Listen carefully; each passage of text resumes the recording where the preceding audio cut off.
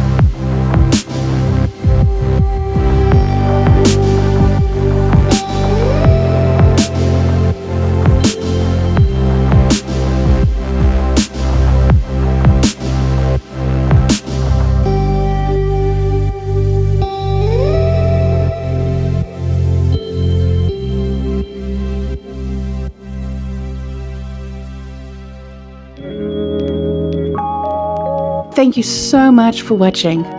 I hope you enjoyed the process. Please leave a comment below if you liked it.